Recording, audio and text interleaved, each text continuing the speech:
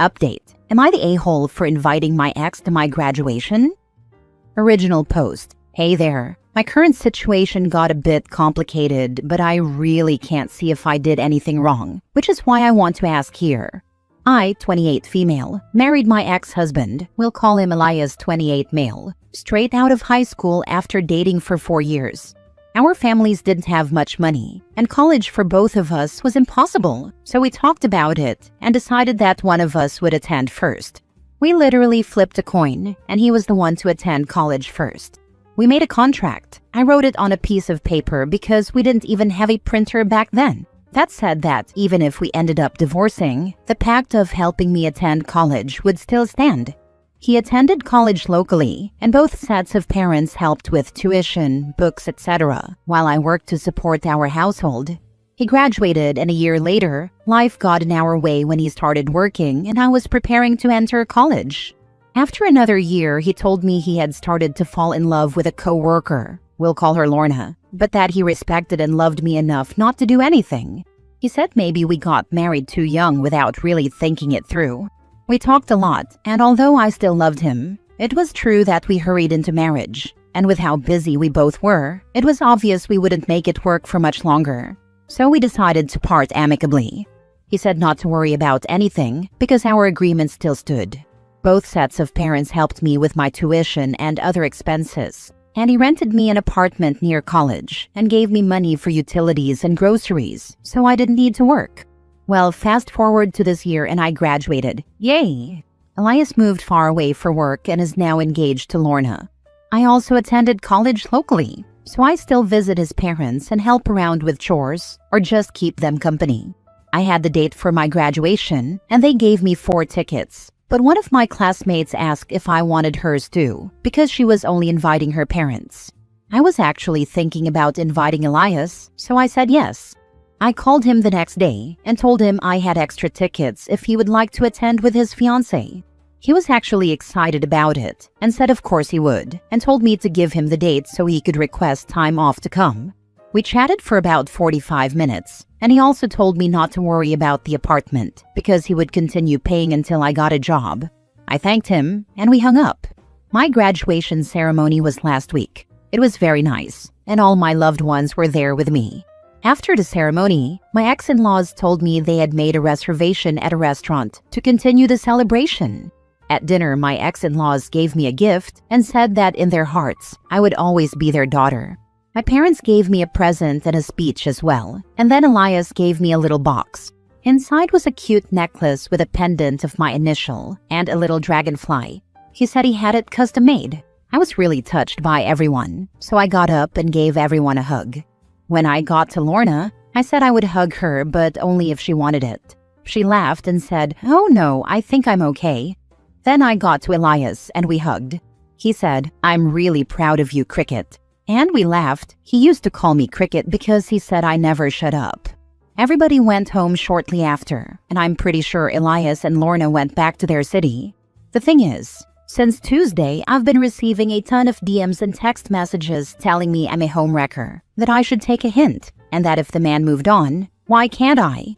They're saying I'm obviously still obsessed with him because I've been single since the divorce and leeching off his kindness. So clearly someone wasn't happy with our agreement or the reunion at my graduation. I don't know if these are all fake accounts from Lorna, or if it's Lorna and her friends, or just her friends taking matters into their own hands, but it's freaking me out, because they are basically calling me every name in the book.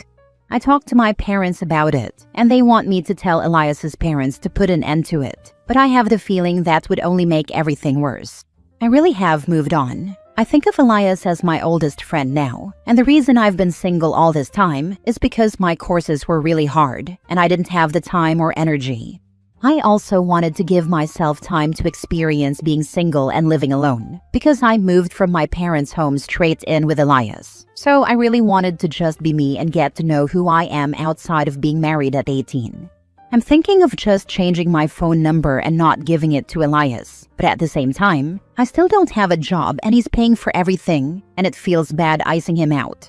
But was I really the a-hole for inviting him? I never thought it could be disrespectful to Lorna.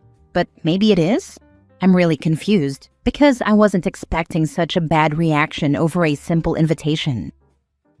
Now for the top comments before reading the update. I don't understand all the hate. I think it was a lovely gesture to invite them both. You and your ex sound amazing and mature. You got married too young, but it sounds like you both handled the divorce with integrity. You put him through school, and he put you through school. That he did so after the divorce shows what an upstanding guy he is. Lorna should be proud of him and be secure that he will always do right by her. Lorna needs to call off her flying monkeys. It sounds like Lorna was mad about it and sent her friends to harass you. I'd forward all the messages to your ex and ask him if he can make this harassment stop. Congratulations on graduating and moving on with your life. I hate it when people think you've only moved on when you get a new guy. You have moved on by getting your education. Now focus on starting your career. Live your best life and love will find you. A man is the last thing I need right now, haha. Thanks. Not the a-hole. Y'all kept up the agreement. You need to tell him about the messages. She's not being fair to you when the both of you were just following the agreement you made when you put him through school. I wonder if she knows about it now. I never really thought about whether he ever told her or not, but if he didn't, it would explain her behavior. OP, you need to screenshot all messages you get or got regarding this situation and send them to Elias. If he never told her, that's on him. You absolutely do not deserve to be treated as evil for an agreement you and your ex made while still together. Show him the messages. I screenshotted everything when I first got them. I blocked them, but at least on Instagram I still receive some. Now for the update 2 weeks later. I didn't expect to have an update so soon, but a lot of things happened, so I might as well update. I'll do my best to keep everything as chronological as possible.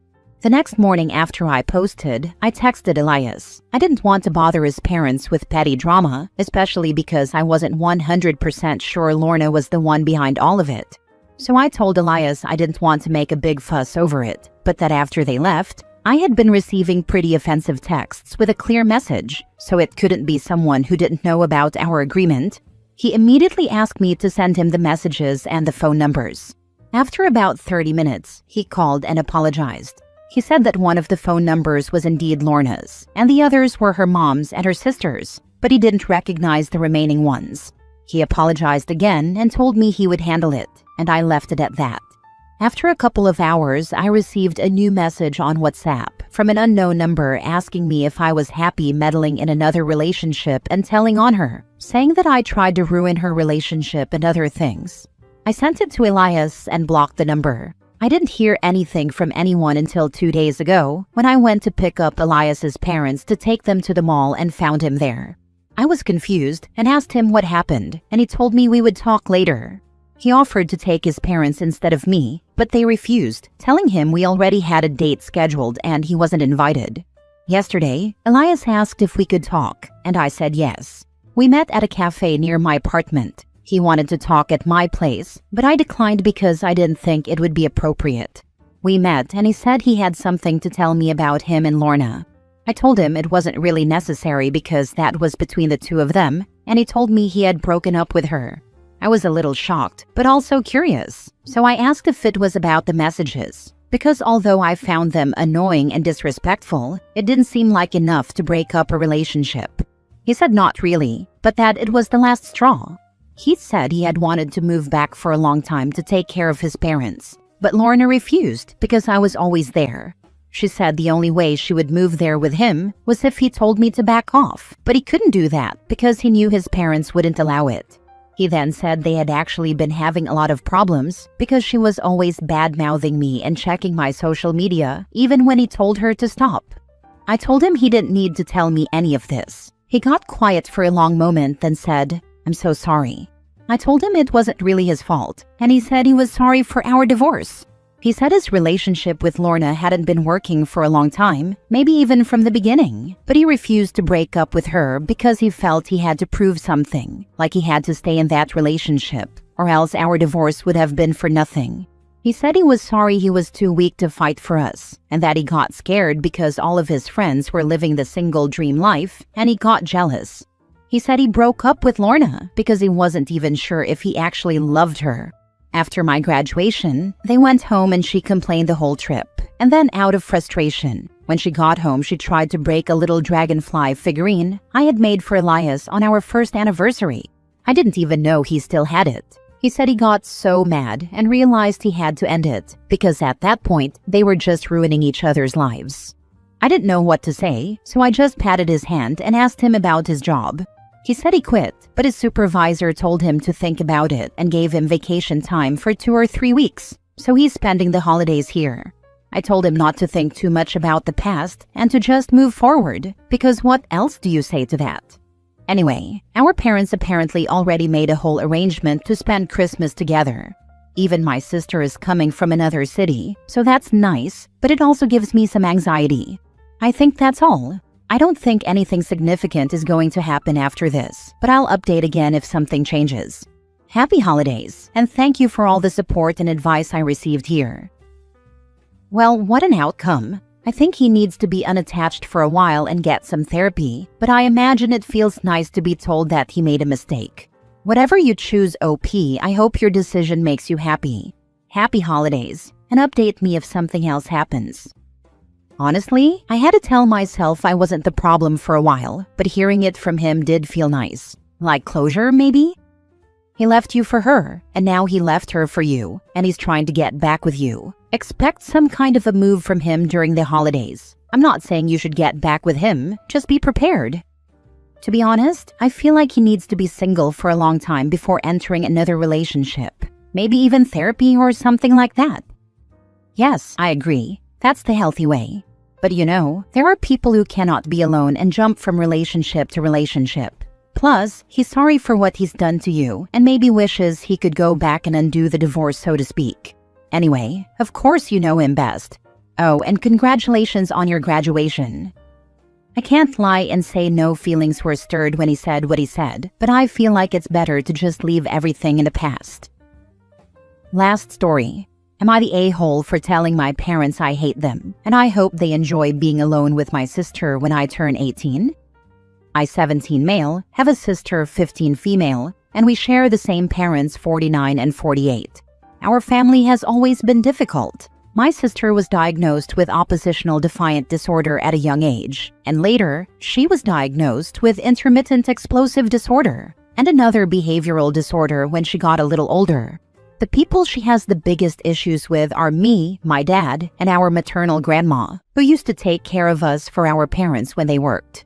She's not as bad with my mom as she is with the rest of us, but she doesn't listen to anyone in authority, and she was always in trouble for not listening to teachers or other adults in charge.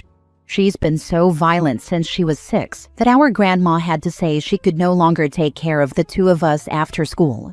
She was willing to keep taking care of me so I could get a break and my sister would have one less victim, but my parents said no way, either she takes both of us or none. So my dad quit his job and stays home to juggle everything with my sister. They get calls from her school daily, and she was expelled from 4 different schools because of her violence and behavioral issues. CPS has been in and out of our house, and my sister has been sent to facilities for extra help for kids with her kind of issues, but she never came back any different, and she steadily gets worse every year. I have been in and out of the ER a few times. A few months ago, I got so tired of everything that I went to my grandma's house and planned to stay forever, but I was forced back home, and CPS and the judge didn't think I needed to be removed from the home. My parents also really restricted my grandma's access to us because they were mad she went along with it. The caseworker basically let my parents off the hook because they put a lock on my bedroom door, but my sister has broken through 11 locks in the last couple of years on my door alone. She has also broken my parents' lock in their bedroom door a couple of times. My mom always acts like I'm being dramatic because I tell them I don't want to be afraid to sleep or let my guard down when my sister is home.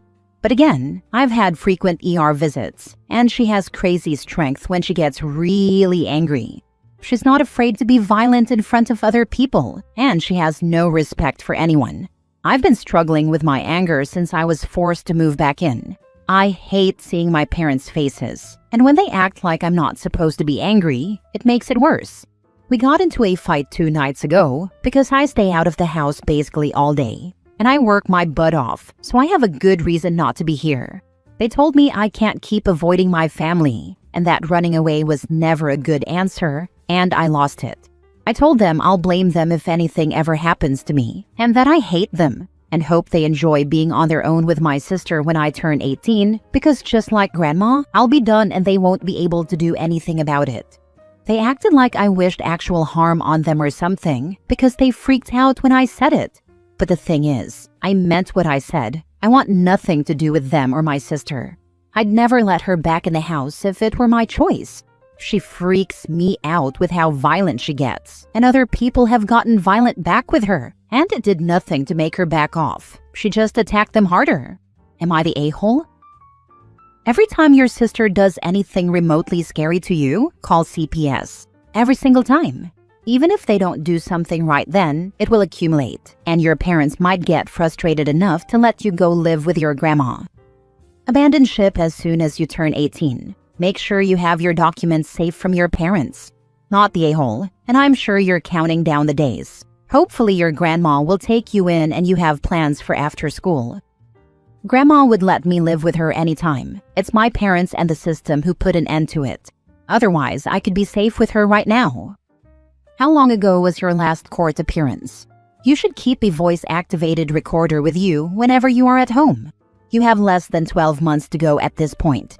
If you moved out now, they would be unlikely to force you back. Also, do you have copies of your ER reports and the CPS reports? It was a few months ago. I don't have copies of any reports, and right now I don't trust CPS with anything. Their reports would screw me more after what they did, I feel like. I don't have ER reports or anything either. It's unfair that you have to feel unsafe in your own home, and your parents apparently think that's okay. It is not okay. Why are they so against you living with your grandmother? They use BS reasons like I can't abandon my family or that I'm their kid, not hers. But I think the real reason is that they want another person to be her target, so it's divided more, and not always on my dad primarily, and my mom a little at times.